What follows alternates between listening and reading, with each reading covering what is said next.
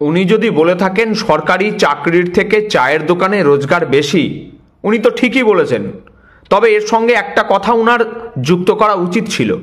উনি বলতেই পারতেন যে সরকারি চাকরিতে এ রাজ্যে যে চরম দুর্দশা তা ওনার জন্যই, উনিই দায়ী তার জন্য। তবে সুচতুরভাবে পশ্চিমবঙ্গের পড়াশোনা জানা ছেলেমেয়েদের এবং আগামী প্রজন্মকে উনি যে বার্তাটা দিলেন সেটা কিন্তু খুব ভয়াবহ।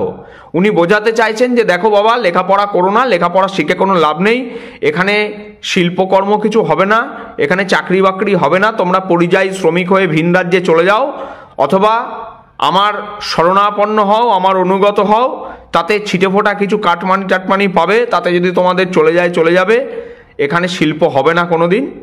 আর চায়ের দোকান, তেলে ভাজা দোকান, বেকার ছেলেমেয়েরাই আজ এসব করছে কাজ না পেয়ে। কী করবে? কিছু তো করার নেই, কোনো কাজই ছোট নয়। তবে উনি একটা জাতির মেরুদণ্ড কিভাবে ভাঙতে হয় সেটা খুব ভালোভাবেই করে দেখালেন। আগামী প্রজন্ম ওনাকে মনে রাখবে, ইতিহাস ওনাকে মনে রাখবে, এবং বেশিরভাগ মানুষ ওনাকে যে কথাটা বলছেন উনি শুনলে কতটা লজ্জা পাবেন জানি না, তবে সাধারণ মানুষ হিসেবে আমরা লজ্জিত। বেশিরভাগ মানুষ ওনাকে বলছেন উনি নাকি কলঙ্কিনী মহানায়িকা।